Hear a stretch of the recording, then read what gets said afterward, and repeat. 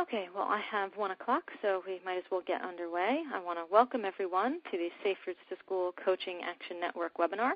My name is Michelle Gully, and I'll be facilitating today's webinar. This call is part of a series of webinars developed by AmericaWalks and the National Center for Safe Routes to School, and the goal of this program is to educate individuals and organizations on topics that may boost the overall success of Safe Routes to School projects around the United States. The National Center for Safe Routes to School and this program have both been made possible by funding from the Federal Highway Administration. So before we get started, just a few administrative details. Please note that all of the attendees are muted. We often have a large number of participants on the call phones. It does help to avoid confusion and cut down on background noise. However, if you have a question during the webinar, please use the question in the computer screen, and as facilitator, I'll read the questions as they come if I'm able. If you cannot access the webinar program at all, but obviously can hear me, please send me an email at mgully@americawalks.org. That's MGULA at americawalks.org. And that address should also be in the registration reminder that you received from GoToMeeting. Excuse me. Once you send me an email, I'll do my best to some steps to get you online with us. Also note that being recorded, so if you cannot access the program at all, you will have it loaded at a later time from both the AmericaWalks website, which is www.americawalks.org, and the National Center for Safe Routes, which is www.saferoutesinfo.org. Questions pertaining to the subject matter of the presentation may be entered, but will be addressed at the end. We do try to save about 10 to 15 minutes for that. If you have a question, or we do ask that if you have a question that is about Safe Routes to School but doesn't pertain exactly to today's topic, that you please submit those directly to the National Center for Safe Routes to School via their website. And again, their address is www.saferoutesinfo.org.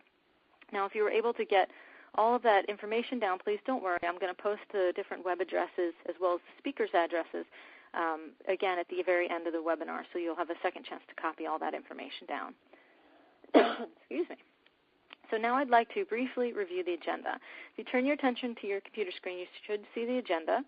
You'll see that we've already gone over the welcome and administrative details.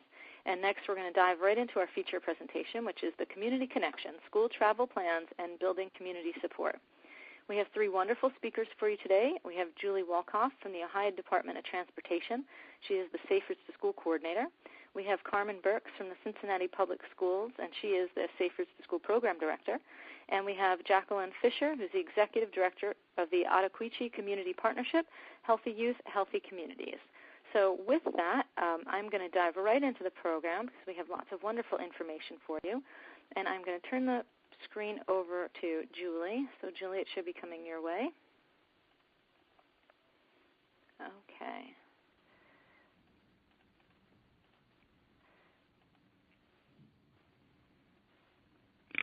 Okay. Are we ready? Yep, I can see your screen. Looks great. Okay, great. Hi, everyone. My name is Julie Wolkoff, and I'm the Safe Routes to School Program Manager in Ohio. And today I'm going to talk to you a little bit about our project, which we call Thinking Big for Safe Routes to School.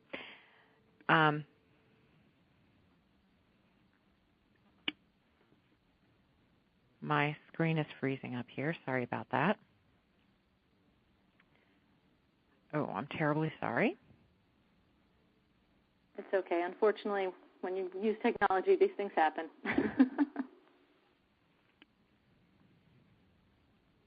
We'll give it a minute. If it looks like it's going to be terribly problematic, we can always just kind of switch the speaking order around to give you some time.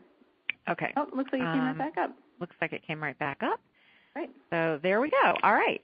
So the kind of order that I'm going to talk about things in is I'm going to start with the Ohio background, tell you a little bit about how Ohio runs our Safe Routes to School program, and then I'm going to go right into the Cincinnati story, and I'm going to talk a little bit about infrastructure prioritization, and then I'll be turning it over to Carmen, who's going to go into a little bit more detail about the non-infrastructure portion.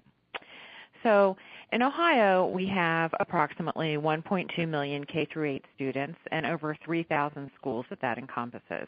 And as many of you know, Safe Routes to School is directed primarily for students in grades K-8. Our Ohio Department of Education estimates that they spend $462 million a year on pupil transportation, and ODOT spends about $4 million a year for Safe Routes to School projects. Since 2007, we've announced $48 million in funding, which is over the amount we've been allotted in SafetyLoo, so Ohio is moving the program forward. And we have projects ranging from a simple school travel plan to a more robust infrastructure and non-infrastructure combined program and projects in 75 out of 88 Ohio counties. So we're pretty much spread out all over the state. In Ohio, we do require communities to develop what we call a school travel plan. And that school travel plan addresses how they're going to look at each of the 5 E's for Safe Routes to School, which, as many of you know, is education, encouragement, evaluation, enforcement, and engineering. Of course, we don't want to leave out engineering. So we're not saying that they have to come to us for funding for each of those 5 E's, but we do want to know how each of those E's are going to be addressed. And previously, we've been limiting those plans to 4 schools per community, and we do assign a consultant to help communities through the process. And we have noticed that that process is more difficult for larger schools. So that's how we kind of came up with the idea to, okay, it was frozen again, sorry about that, to come up with the large school travel plan idea. And before I start talking about Cincinnati and giving you the Cincinnati story, I was wondering if any of you might want to take a look back on September 23rd on the Today Show. You can look at the NBC website. There was a very nice story about Cincinnati Public Schools and all of the things that they're doing in their community to help their students succeed. And what they've done with Safe Routes to School is just a small portion of that. So here's how it started. I got a phone call back in 2010 from an advocate in Cincinnati saying that she wanted to hold a Safe Routes to School summit because she thought it was important that Cincinnati should have a walking school bus in every single school. And she happened to bring all the right people together, the school principals, health educators, city and state government, and last, but of course not least, she brought the media. So we spent the day going over the principles of Safe Routes to School. We talked about walking school buses. We talked about how to conduct a walk audit. And we left knowing that Cincinnati was going to do something with or without our help. In fact, they didn't even ask us for any help. But there was so much energy and excitement about making it safer for students in that meeting. So we walked out knowing that we wanted to support but not take over the initiatives they were already working on. So we started talking about the challenges of large school districts, and we talked about other large school districts in Ohio and how they probably wanted to do something similar. And this is something we felt that could really start a wave of change. How cool would it be to start an integrated Safe Routes to School program in an entire school district, and then another and another and another? We thought that it would be a great way to make it stick and to be an example for other communities. Next, we had to start thinking about how to fund this kind of initiative. So we came up with developing it as a research project. We figured that with a research project, we could accomplish 2 goals. One, of course, was to develop a repeatable process for school travel plans that encompass all 5 E's. And the other thing was to create a fundable school travel plan for Cincinnati Public Schools. And as the story continues, I'm going to tell you a little bit about how Trans-Systems and Tool Design work together to develop that process and the techniques they came up with to develop the priority routes and the priorities for such a large number of needs. You're going to hear about how we included the STEM school students, about how the process helped the partnership grow. And you're going to hear from Carmen about developing the non-infrastructure needs and the procedures Tool Design came up with for doing so. And last, but of course not least, Carmen's going to discuss how Cincinnati will continue to implement their priorities. Oh, and she also gets to tell you how much money Cincinnati was awarded for projects identified in the plan. So sit back and enjoy as the story continues, and you're going to learn about how Ohio is thinking big for Safe Routes to School. So by the time we got all the paperwork complete and the research department signed off on the proposal, the project officially kicked off in April of 2011. So the whole process took just a little bit over a year to complete. The next step after the kickoff in April was research and background information. We were aware that there were several resources that might provide us some insight into whether or not large district travel plans had been complete, and more importantly, if a process had been developed for those plans. So we reached out to our email listservs, existing databases, prior research documents, and we also conducted some specific interviews. While we didn't find a district-wide process, we did gather some useful background information. There were several communities that did have district-wide school travel plans, but they were for either infrastructure or non-infrastructure, and there was nothing that was a comprehensive plan. Non-infrastructure recommendations usually were the focus of most of those plans, and they were usually in communities that already had very good infrastructure in place. But due to shifting staff and district needs, it was recommended that any large school district plan be completed within one school year. The most important public input was the principals at every school. They can get you the issues or problems right away, and it saves time. And Carmen's going to tell you how we accomplish that. Walk audits can be a good non-infrastructure conversation starter, which anyone working on Safe Routes to School projects, I'm sure, is already aware of. Each of the responses that we got provided some insight into what kind of challenges we could expect. So after the initial research was completed, the focus turned to Ohio and specifically our pilot project, the Cincinnati Public School District. This diagram shows a dot for each of the K-8 schools within the 1 to 2 mile radius identified. As you can see, the 2 mile radius encompasses nearly the entire city of Cincinnati. Cincinnati Public Schools consists of 48 schools for the K-8 graders. That does include the traditional neighborhood schools that draw from surrounding homes, but also it includes some magnet schools which draw, of course, from across the district. It includes all of the city of Cincinnati, plus parts of Amberley, Cheviot, and Gulf Manor, and also Silverton. By the time the STP School Travel Plan Research Project started, Cincinnati already had a very active team, and they had already been successful at developing a walking school bus program. They currently do not provide busing to any students within 1 mile of school unless there is a specific barrier. So after we started, the big question was, how do we cover the nearly 100 square miles that the Cincinnati Public School District encompasses? It would take days to write that on my bike, I'm sure. But we wanted to do it at a level that was similar to what we already did with our local communities on our more localized school travel plans. Of course, we were quick to realize that we couldn't do that.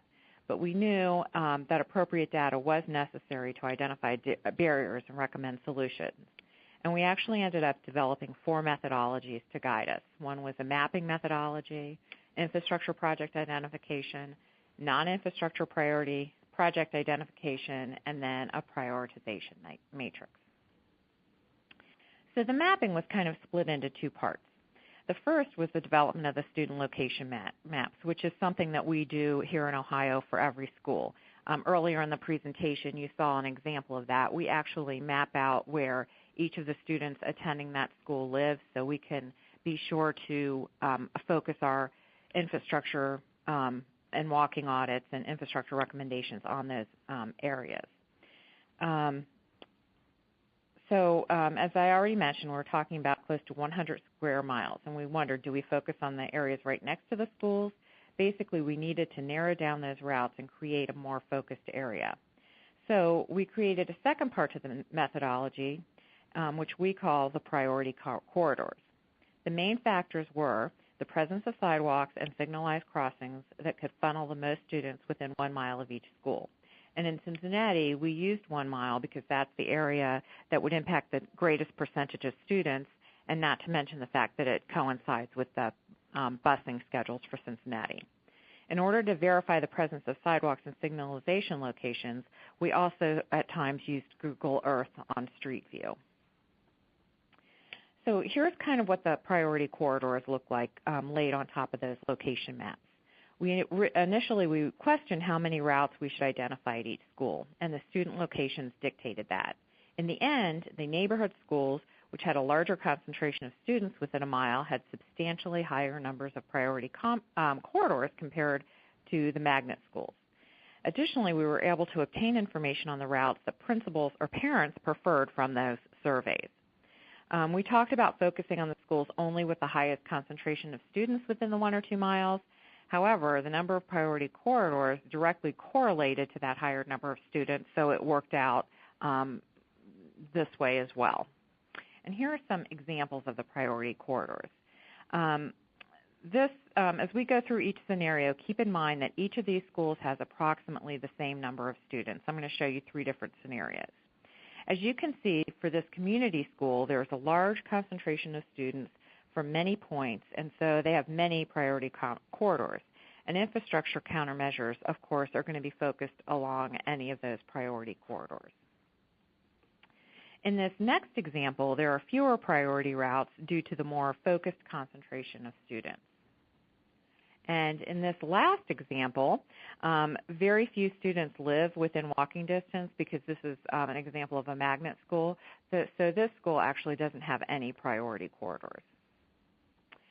We also used Google Earth to map out all of this information, which allowed us to share the information with everyone on the team, which was a very large team, and there was no need for anyone on that team to have advanced mapping programs like GIS. So next is infrastructure project identification, our third methodology. And it was, in order to determine the feasibility of improvements, we had to first determine the existing barriers to walking and biking. In that process of determining the priority, we determined the priority corridors and which were the best routes, but still had room for improvement, of course. We identified known problems or barriers within those priority corridors. We also used information gathered from 10 walk audits that we conducted. We would have liked to conduct more, but it was really not feasible with such a large number of schools and such a large number of priority corridors.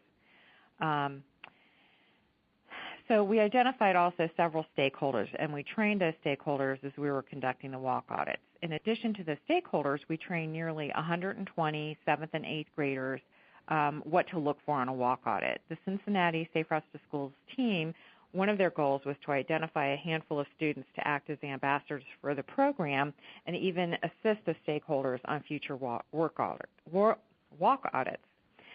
We also were able to identify the users through the use of the principal surveys that Carmen's going to talk about and the parent surveys. The photograph on the side of this picture is one of our groups of 7th and 8th grade students, and they're from the Hughes STEM Academy in Cincinnati, and it was so rewarding working with them.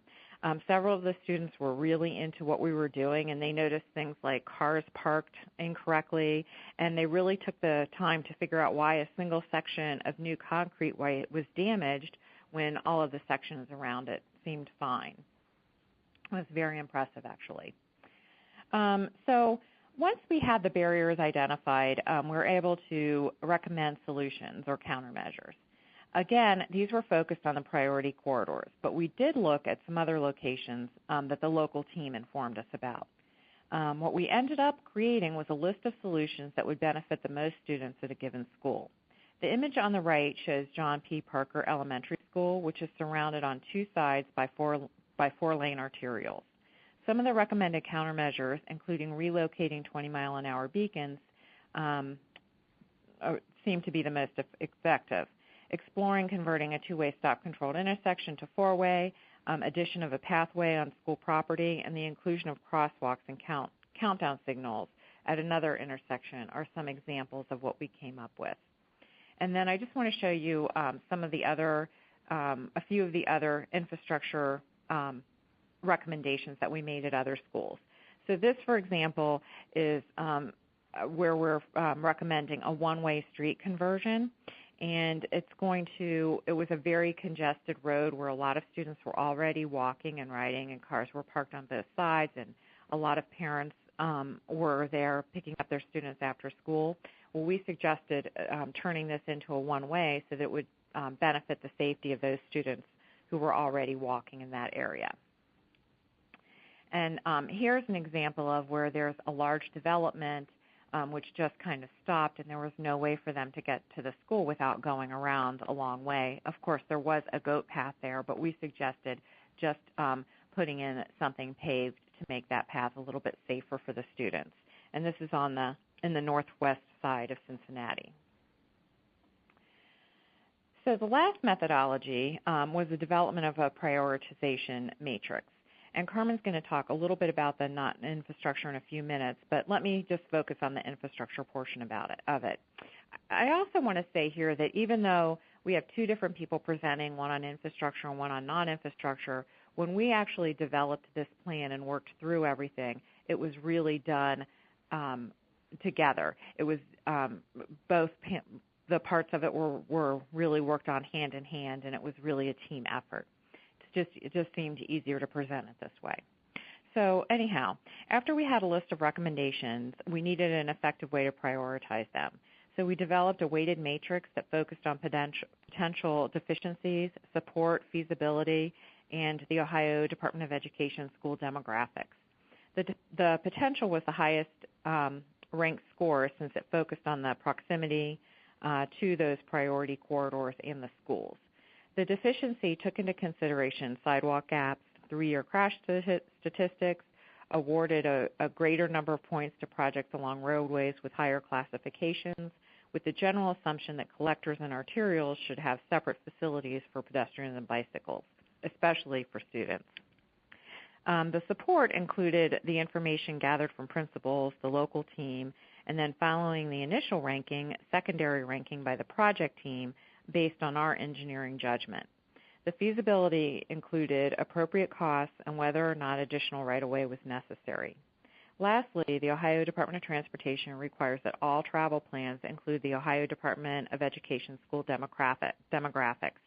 So we included criteria related to the percent of the school that is considered economically disadvantaged or disabled.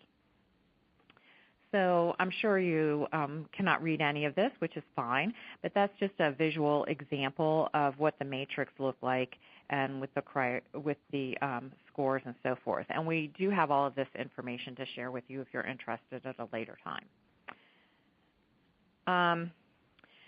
So the action plan we came up with included the final prioritization. It included a timeline for completion, which mostly focused on short-term projects, and the responsible party, along with the local team leader.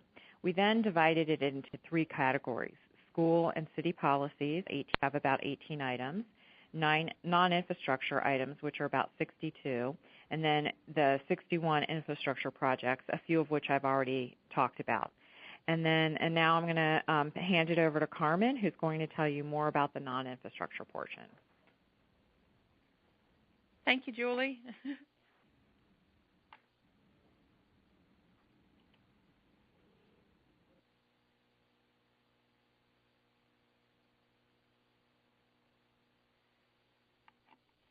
And can everybody see my screen? Yep, we can see it. Okay, great. So, well, good afternoon, everybody. I'm going to talk to you a little bit about the non-infrastructure programming and the processes, plans, and strategies used to have them become part of our district-wide school travel plan with our partnership with the Ohio Department of Transportation.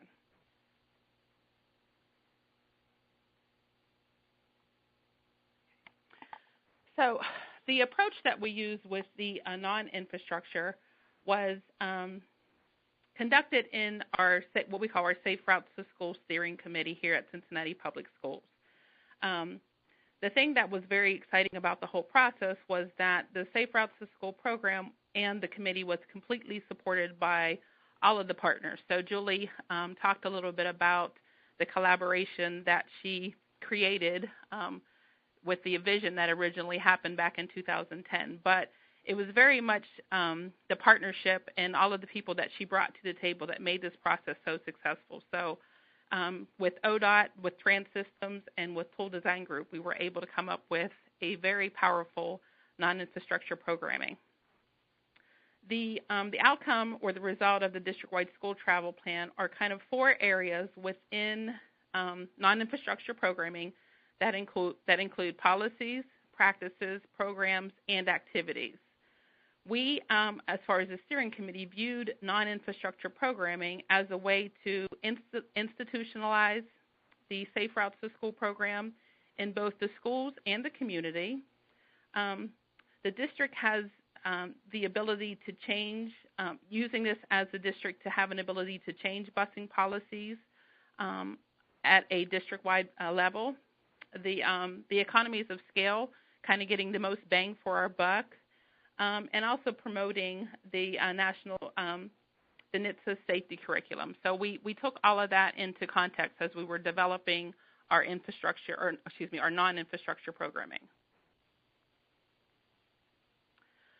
So the first process was that we did an analysis of the existing policies and practices on a district-wide level.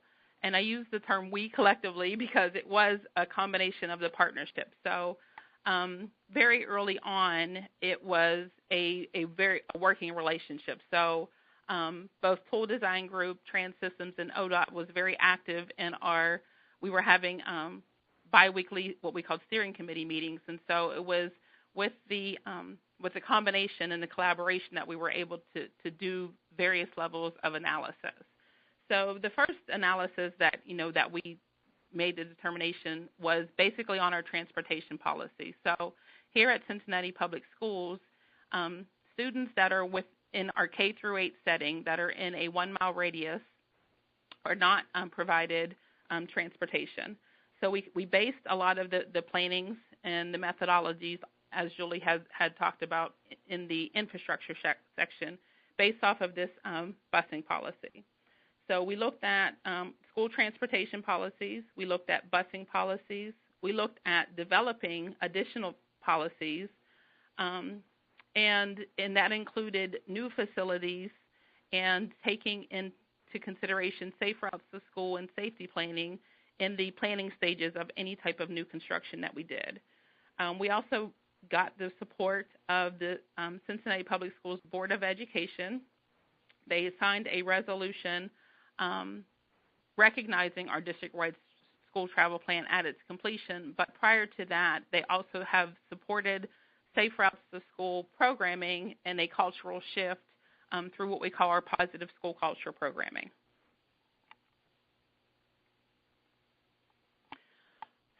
Julie also talked about a philosophy and a culture that exists here at Cincinnati Public Schools that was able to help propel our Safe Routes to School program.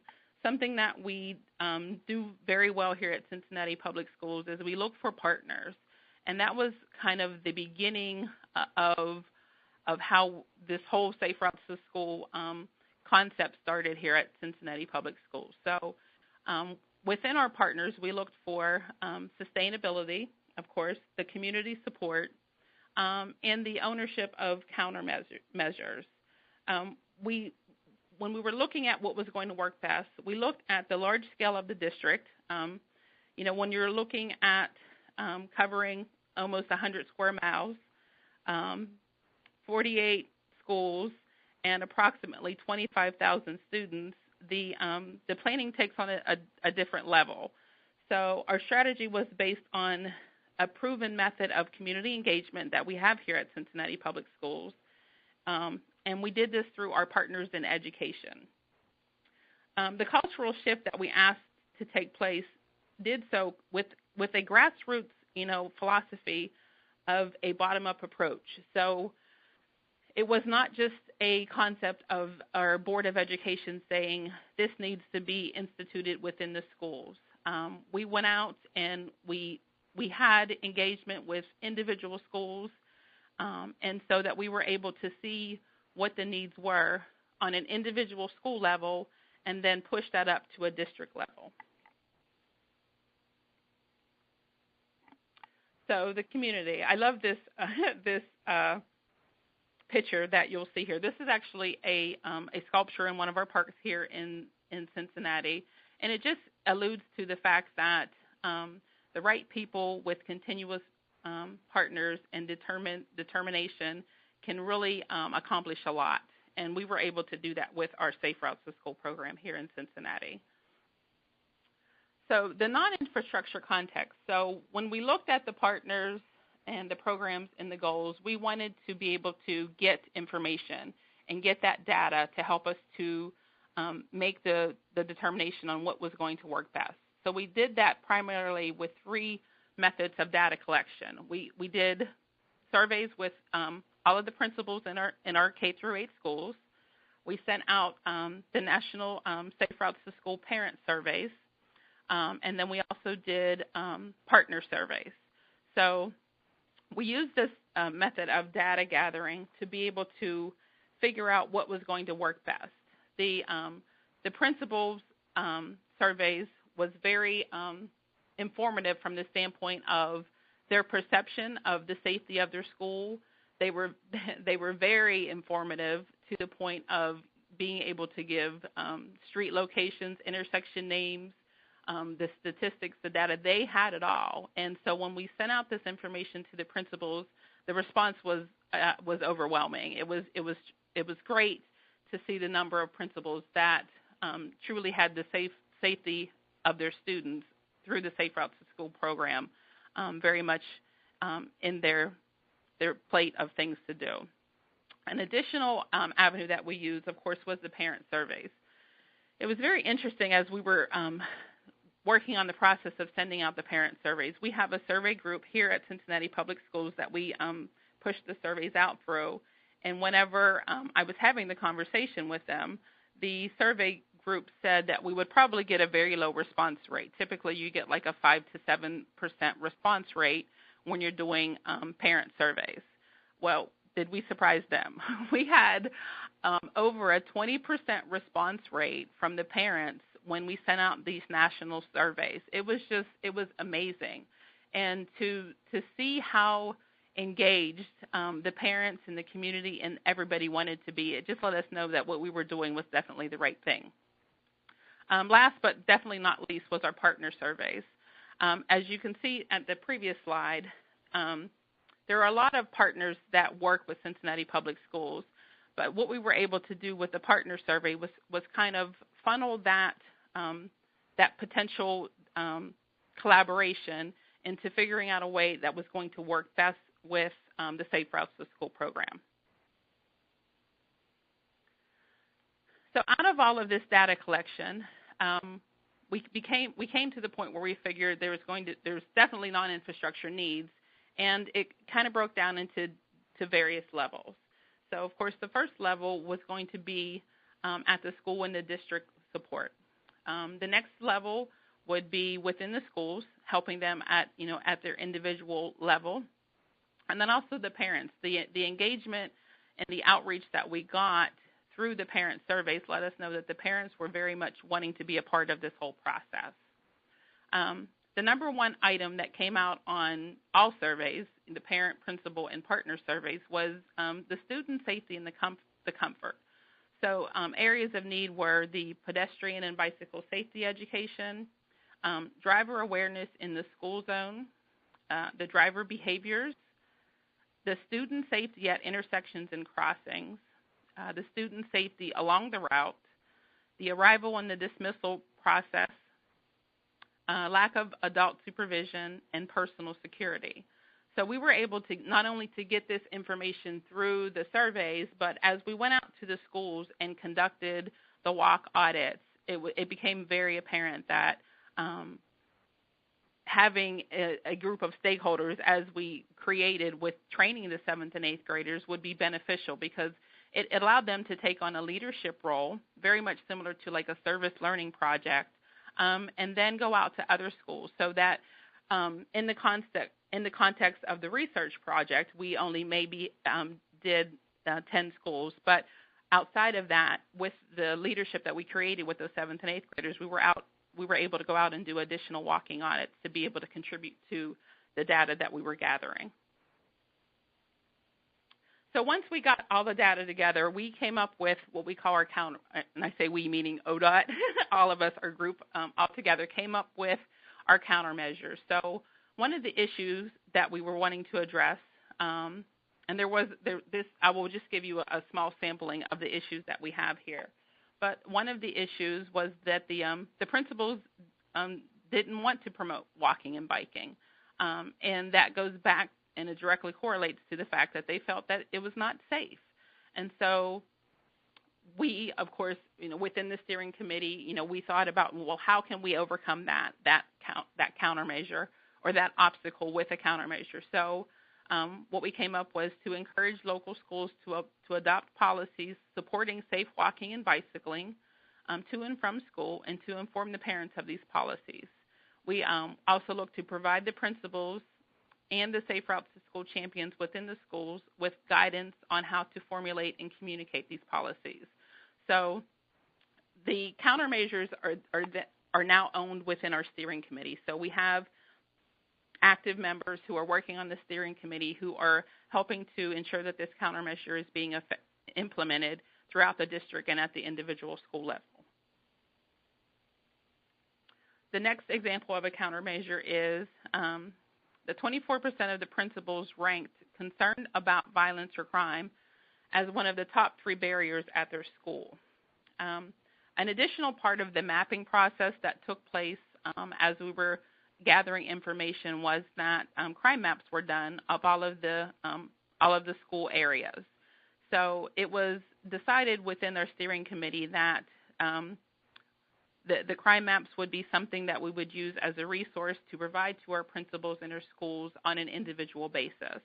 And so being able to take those crime maps and either assure them that the data is not supportive of the fact that there's much crime in the air. Sometimes it was just a perception, and in other situations it was a reality. But the great part is that we were able to take those crime maps and correspond it with the data maps that we use for the infrastructure to make sure that the routes that the children are traveling on are not routes that would involve them in encountering any type of danger.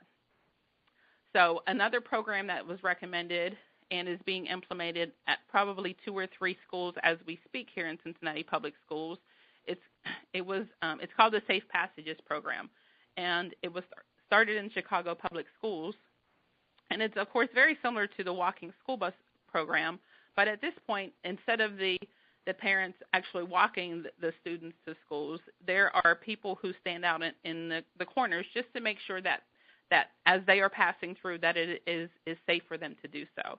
So we do have 3 schools that are instituting this concept with our Safe Routes to School program currently also. So another example of an issue is students do not have the skills they need to make safe judgments and decisions when walking and biking to school. As I went through this whole process with implementing the Safe Routes to School with Cincinnati Public Schools, it was a learning process for me. So I know that if it's a learning process for me, it's a learning process for other parents that are out there also. And so the countermeasures that we came up with was to develop both bicycle education and pedestrian education to be able to teach our children how to make sure that they can make safe judgments and decisions. So our bicycle education program is being facilitated in conjunction with our local MPO and our local city officials who are heading up our Cincinnati Bike Plan. So it's been able to extend our partnerships to include other entities that have been able to propel our program forward. And our second countermeasure is work with ODOT to schedule walking school bus training in Cincinnati. I think it would be remiss of me to not say how vital the partnership is that we have developed with the Ohio Department of Transportation.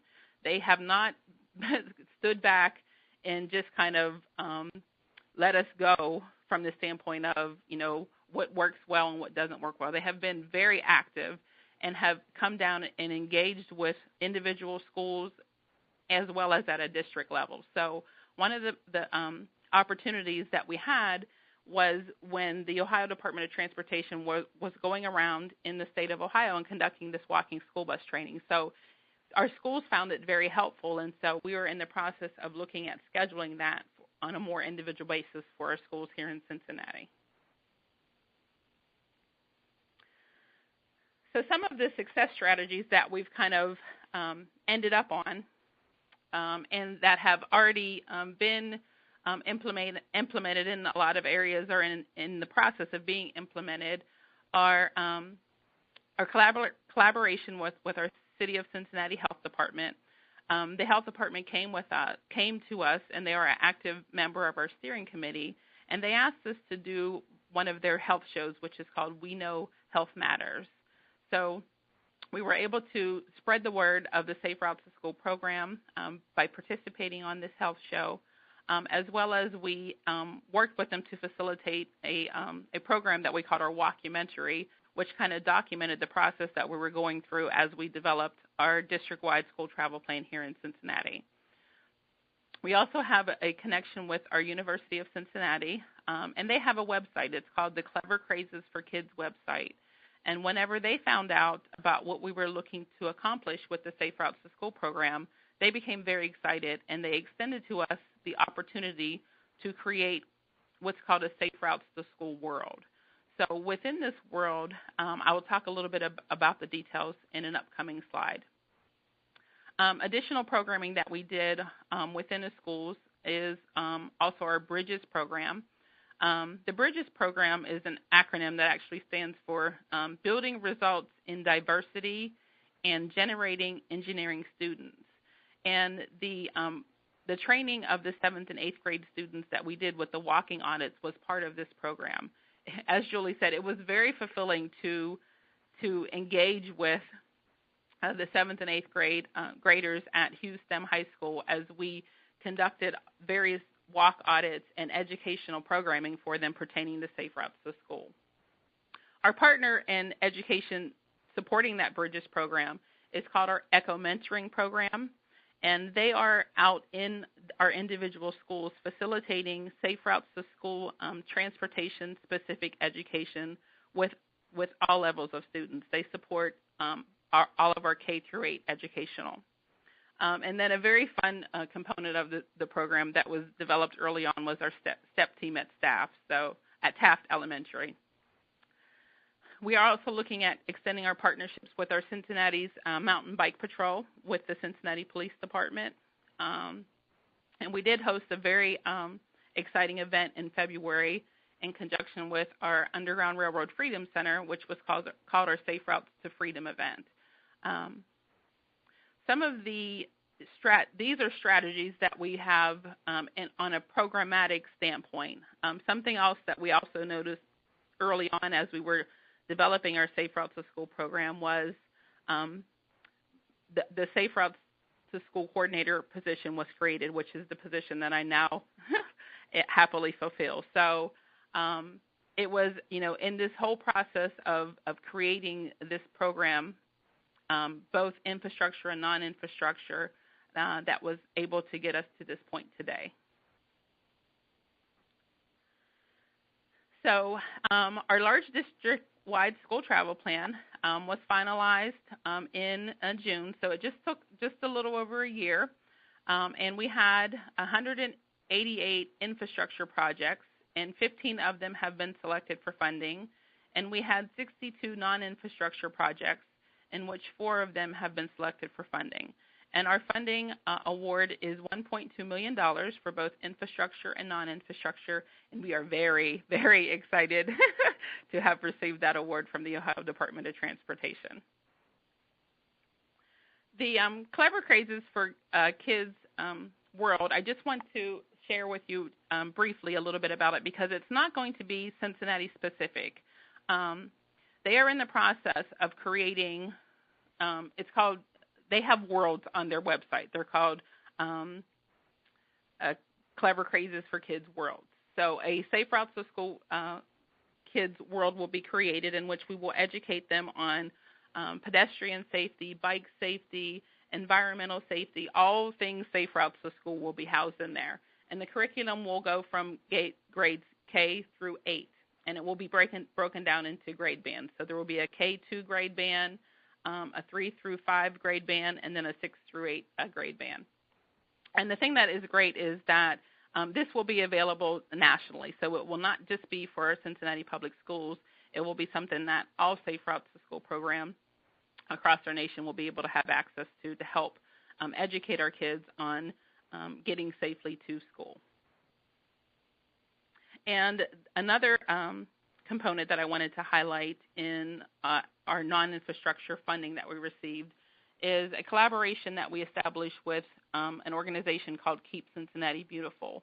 One of the big issues that we found through the parent surveys was just the perception of safety, as the kids are walking to school. And this picture that you see here is actually on one of the routes to school, and it's an abandoned house, and the weeds are overgrown. And there is a correlation between the bad lots and crime. We've seen a direct correlation with the mapping and everything that we've done. So we are now working with an organization to have lot cleanup become part of the Safe Routes to School programming. So it will make the routes that the kids the perception of their safety will become a reality, because this will be gone, and as they're walking to and from school, they don't have to worry about that. So that is the end of my presentation, and I am now going to turn it over to Jackie Fisher, who is going to talk a little bit more to us.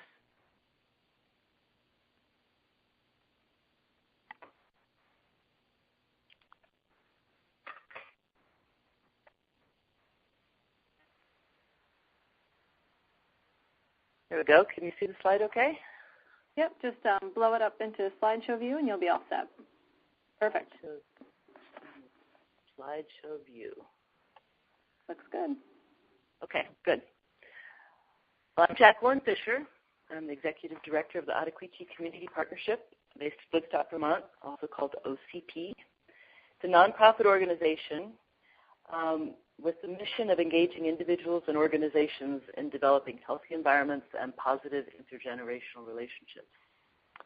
OCP has been involved with Safe Routes to School since the fall of 2009, when we started working with Woodstock Elementary School to organize and support its first walking school buses. We were receiving funding from the Vermont Department of Health to reduce chronic disease and obesity. And objectives for this project included increasing access to healthy food in school cafeterias and increasing levels of childhood physical activity. So although using many similar steps described by the fantastic Cincinnati initiative to develop Safe Routes travel plans, I'm going to bring you down to the grassroots micro level of Safe Routes implementation. I'm going to give you a little background about our community, and then in a few minutes start a slideshow, a photo slideshow as I'm talking. So Woodstock is a small village in rural Vermont with a population of fewer than 4,000 people. And the elementary school is one of two schools in the town and is part of the Windsor Central Supervisory Union, which is the school district for the area. The middle and high school is the sending school for 6 surrounding towns, has an enrollment of about 100 students per grade in grades 7 through 12. So the middle and high school is located about 1.5 miles outside of the town of Woodstock along a main artery that's only 2 lanes wide but has a lot of traffic, including heavy truck traffic. And the reason the location of the middle high school plays into the story about our elementary school travel plan is because we have a long history of trying to develop a walking path between the middle high school and the village center. And I think this is a really common problem in rural areas with schools isolated from the village. Students from small village schools from around the 30-mile circumference come into the middle school for 7th grade, and they have a little sense about how school and community connect because there's only this slim, highly trafficked road between the two. So this increases the sense of the school being a silo and divides community and school. And in fact, many youth report on the Vermont Youth Risk Behavior Survey that they don't feel welcomed in the town or valued by the community. So because OCP has a focus on positive youth development, we do a lot of work around connecting young people to the community, bringing youth resources into the schools, and we can see firsthand how this geographic isolation adds yet another layer to the challenge of connecting young people to community. The community has long recognized that a walking path to the high school is a top priority, and in fact it's been included as an action plan in the town plan for at least a decade. But how to make that happen, given that the school is on this narrow, highly trafficked road and with a river on one side and a steep hillside on the other has long been a problematic question. So really the beginnings of our Safe Routes to School team came together initially in part to discuss how to develop this safe walking path to the high school. And we came to understand that it's essential to have a working team in place to tackle a big job like this. In the meantime, the Woodstock Elementary School, which is in the village, is developing their walking school buses. And so we started working with them sort of as a great way to bring our team together, build our capacity, sort of a low-hanging fruit, even though, as the folks from Cincinnati described, there's no real low-hanging fruit with this. But it was a very effective way to bring our team together, to build capacity and trust and relationships, as well as our effectiveness as a team. So how did we start? Well, we, as I said, we were working with this Woodstock Elementary School to establish a couple of routes of walking school buses. It started 1 mile from the school. Teachers, school principal, community members being the chaperones on the bus, and parents and younger siblings joining the walks as we passed by. And then as we started getting more serious about planning safe routes, OCP convened a team with diverse perspectives from the community. For instance, a new chief of police had come into town, and as we were convening the team, and so I reached out to him. Being a very community-oriented person, he was delighted to have a way to jump in and start working on safety issues with the team. And I also reached out to a team that's looking at environmental sustainability. It's called Sustainable Woodstock, and they too were interested in, from the perspective of decreasing pollution and increasing walkability in the town. Another partner we reached out to is the village trustee, who also happened to live on a quiet road near the school that parents often race through on a last-minute cutoff to the school. And so he was firsthand, could see the problems with all the school jam up with all the cars that were going to school. So he was interested in participating too. Crossing Guard, also a well-loved figure in the town, also joined us, as did parents, a representative from the Regional Planning Commission, PE teacher, and of course the principal, who you can see here on the covered bridge in the middle of town. She's holding the school bus. She intuited, Karen White, the principal, intuited, and we later confirmed through parent surveys that even students who live close to school in the village were not walking to school. And as I said earlier, the elementary school is located in the middle of the village on the same arterial road the high school is on, and parents cited safety as the primary concern for not allowing their children to walk to school. And there's good reason for this, with this busy road bisecting the village. Another piece that complicates things even further, to add to the scenario, is that Woodstock is a historic village and heavily dependent on a strong tourism economy. So there's reason to and reluctance to change the look of the town, with flashing lights and reflective surfaces that could increase safety, but would take away from the historic features of the built environment. So you can see how complex the issues are, and I believe every community is similar in that regard, but really this is all the more reason to develop a strong team of local partners who, wherever you can find support in your communities, to learn how to work together, that understand the culture and the social climate of the community, and that can solve problems together and build community consensus. We became partners with the Vermont Safe Routes to School Resource Center, and they helped us articulate our vision of becoming a walkable community. They helped us organize and prioritize our actions and provide a framework for how to approach all these issues. And many of the things we were already doing were completely in keeping with developing a solid Safe Routes program, walking school buses, bike safety rodeos, for instance. We met 3 times with the Vermont Safe Routes Resource Center, and in those few meetings, we designed a plan for addressing the 4 E's that you heard about from Cincinnati, and the 5th E of infrastructure, which is engineering. In November 2011, we conducted a comprehensive assessment through a walking audit and arrival and dismissal observations with the RTS engineer, Safe Routes engineer.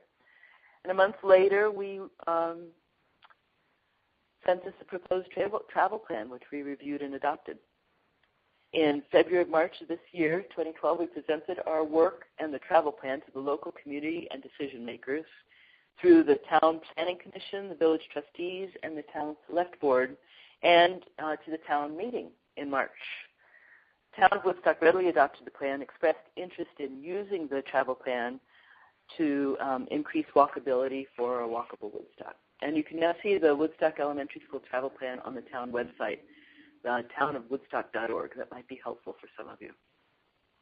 So you see how the pieces weave together to build sustainability. The school's efforts to create a culture of walking to school, law enforcement's interest in creating pedestrian-safe environment, the obesity prevention and health promotion perspective, and the environmental perspective of clean air and fewer cars on roads all come together around this project to build a partnership that's really working closely together to make change in a small community. So we still haven't addressed the issues associated with the path to the high school, or the problem of the Ottaquiche River and the steep hillside on either side of the road. But our team has started down the path of overcoming small obstacles and building a culture of walkability and collaboration, starting with small steps. We've proven the power of partnership in making a cultural shift because of our strong relationships, and are committed to working together to tackle even more complex tasks. So from OCP's perspective of focusing on building community to make a safe, supportive environment for young people, Safe Routes to School is a proven strategy. I'll send it back to you, Michelle. Great. Thank you so much. I want to thank all three of our speakers, Julie, Carmen, and Jackie. That was a wonderful presentation. We do have about 5 minutes left for questions, and I have asked some of our speakers if they could stick around for a few extra minutes because we did have a lot of great questions that came in. I'm going to dive right in, and Julie, I'm going to start with some of the questions that came in with you. We'll give Jackie a little bit of a break to catch her breath. And I do want to remind that all the speakers that if you have anything to add, so if I throw a question out to Julie, but if Carmen or Jackie, you have anything to add, please feel free to jump in. And we also have David Ships from Ohio joining us. He's worked with Julie and Carmen. And again, David, if you have anything to add, please feel free to jump in as well. So Julie, just starting with a question that came in for you, and the question is, how do public health departments working on Safe Routes to School get the student location data? Well, I don't know how they do it in other states, but in Ohio, any community who is interested in developing a school travel plan, whether it be started by the health department or started by the school or started by the community, one of the things that we require them to do is to send us the list of addresses for the school. So anyone who has been approved to start developing a school travel plan already has that data in Ohio. I hope that answers the question. And we are very careful when we ask for that information that they not include the names, and so that we've so far had no problems getting that information. Okay, great. Okay, another question that came in for you, Julie, is have you included any bike education or bike loan programs to help facilitate biking to school for students who may not be comfortable riding a bike yet or who may not own a bike? In many of our programs we have, not currently in Cincinnati because that wasn't something that they listed. That's not one of their 4 priorities that they're focusing on right now, although some of the individual schools are. But we do have many other communities. For example, Chagrin Falls just instituted bike training for all of their middle schools, where they have a bike trailer that's filled with bikes, and they take it around and do some training there. We do have some other programs around the state as well. Okay, and we did have one person who asked if you could quickly repeat what were the 3 categories that you listed in the action plan? The 3 categories as far as I have to go back through my notes for that one. Sorry. That's okay. Could I just add, while Julie's looking back through that, there's a Walk Smart, Bike Smart curriculum that we're implementing in our schools through our PE programs, and that might be a resource that people would want to check out. Okay, great. And that was Jackie, correct? Yes, it is. Okay, great. Yep, and the website for your organization is up on the screen, and that's where they could go to find that information? No, we don't have it on our website, but I'm sure if they Google Walk Smart, Bike Smart curriculum, there'd be a link to that. Great. Okay, are they talking about the methodologies that we use, the mapping? Not sure. Or strategies? I'm not really sure because I was trying to figure out what I talked about with strategies. But if you were talking about our methodologies, there's actually 4 of them: the mapping, the infrastructure project ID, the non-infrastructure project ID, and then prioritization. Okay, great. And if that didn't answer the question that person posed, please feel free to email me later on, and I can forward that on. Or you can just email Julie directly, and her address is up on the screen.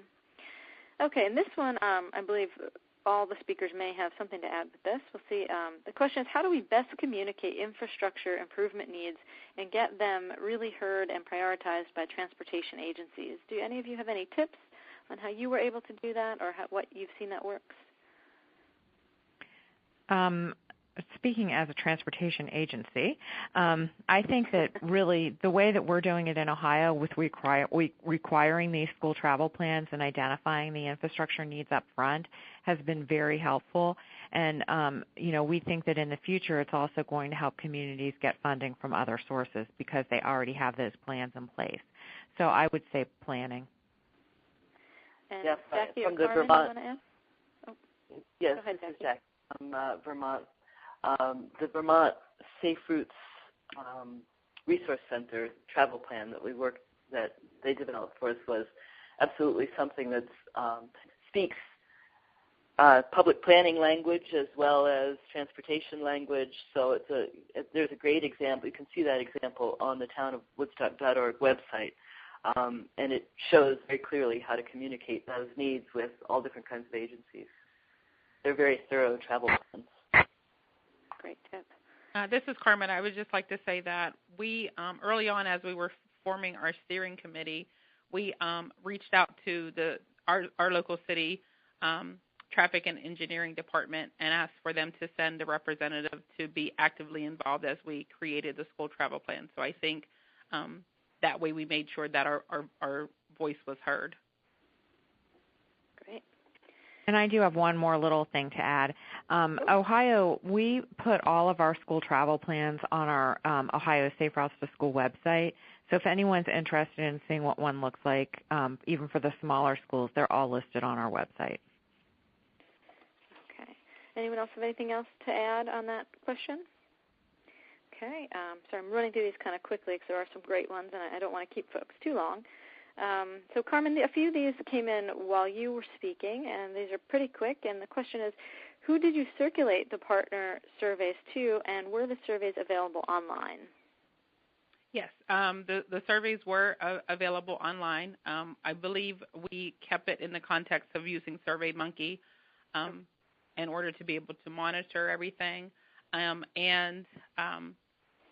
the slide that was up was a database of partners who work with Cincinnati Public Schools. I will say that one of the challenges that we found with Cincinnati Public Schools is we have a great database. Well, we have great partners, but we didn't have them in a form of a database that we could send out a blast email. So it ended up having to be more of a personal connection with people who were on the steering committee and getting contact information for people at various organizations that we were able to facilitate the partner survey throughout the Cincinnati area. Okay, great. And one more question, Carmen. Who did the crime mapping that you were discussing? It was a combination of our police department and Trans Systems who facilitated the crime maps for us. Oh, that's really interesting. Okay, and Jackie, a couple of questions that came in, and this actually, it's kind of cold in Ohio, so you folks might have some tips for this as well, but someone was wondering, how does Ottaquechee incorporate winter activities into Safe Routes to School? We do take a break in the heavy part of the winter. We've had I was going to say, it gets cold in Vermont. It gets cold in Vermont. We actually had a child come out to join the walking school bus with flip-flops on one morning, and that lovely principal who was holding the school bus on the covered bridge gave the child a piggyback ride to school that morning. Oh. So there's challenges with winter. There's no doubt about it. We do give it a hiatus in the winter. We try to get going early in the spring, though, because we're pretty hardy up here. Yeah. In Ohio, we actually do have a few communities who work throughout the school year or throughout the year, including the heavy winter months. So they may not do it every single day, but they still try to do it once a week or once a month during those times. Oh, that's great, just to keep people involved. That's smart. Okay, just a couple more questions. Oh, go ahead. This is Carmen. I just wanted to say that one of the things that we pulled out as we were visiting schools and engaging parents on an individual basis was that they actually, when they needed the help was most was kind of in the winter months because, for example, if you have a who walks their child to school, and if they have, younger siblings that maybe are not in school, it's harder for them to get them out. And so we found that, we keep, it's all year round, and it's actually been shown to be a benefit to the parents to have that resource, especially in the winter months. Sure, yeah, rolling a stroller in the snow is not easy. Yeah, not at all. Okay, let's see, Jackie, this one also came in while you were speaking, but I think it's something that the others can touch on as well. And the question is, how did you find parents to be involved in the walking school bus? It's a common question that we get. The principal did a lot of outreach to parents through her newsletter, and that word of mouth spread. It started with a few, and then it spread as the culture started becoming more supportive and more kids were engaged. But not all parents are involved. A lot of them would say, "Okay, I'm off to work. Here, go join the walking school bus." So, but that's a good. It's always a challenge getting parents involved, but that's a great time of the morning. We were doing it going to school rather than coming from school, and it's a great time of morning to get people out. And Karen White, the principal, was very specific with parents about how great, from her perspective, how great it was to have kids start the day with a walk, that there was no better way to have them show up ready for school than with a walk in the morning with their peers and teachers and community to go to school. Sure. So that was a very positive way of framing the walk, and I think it had a big impact on people. Sure. Julie or Carmen, do you want to add anything? Well, as you mentioned, that is always a challenge, is getting parents to be involved. And, other different communities try different things, and all I can say is you just have to keep trying until something works. There are some communities where there's an overabundance of parental participation, but then there are other communities where it's just more difficult. So some communities have tried using community members that are not necessarily parents, and that has been working somewhat as well. But Carmen might have some more specific information about Cincinnati. I think it just depends. We have had the pleasure of trying to facilitate programming in multiple schools, and in some situations the principal takes complete ownership over it, and so they will facilitate the whole process of finding whether it's staff or volunteers, parent representatives. But we have tried to reach out to the parents through multiple resources that we have with Cincinnati Public Schools, with like our PTOs. We have an organization called Parents for Public Schools that we engage with, as well as we have individual governing boards called LSDMCs for our schools, which are supported by parents and staff. So any avenue that we could find where we could engage the parents, we just made sure that we took that opportunity. Great. Okay, well, we are about 7 minutes past the hour, so I do want to wrap up. I don't want to keep our speakers for too long. Jackie actually just let me know she already had to take off, so thanks, Jackie, even though I think she can't hear me now. And I just want to thank our other speakers, both Julie and Carmen, for a wonderful presentation today. I've posted here the information for the National Center for Safer School and the America Walks websites if you're looking for more information, or if you're looking for the recorded copy of today's webinar, you should be able to find it at either of those websites, and usually takes about 48 to 72 hours to get that posted. If you do have any other specific questions, please feel free to email me. Again, my name is Michelle Gully. My address is up there on the screen. And I want to thank you all for attending and thank our speakers once again. So thank you, guys. And I hope that everyone has a wonderful afternoon and will join us next month. We do have a wonderful speaker. Mark Fenton will be speaking for us. We're still working out the details on the presentation, but that will be on the 23rd of October, and we hope to have you all on board with us then. Thank you so much, and have a great afternoon.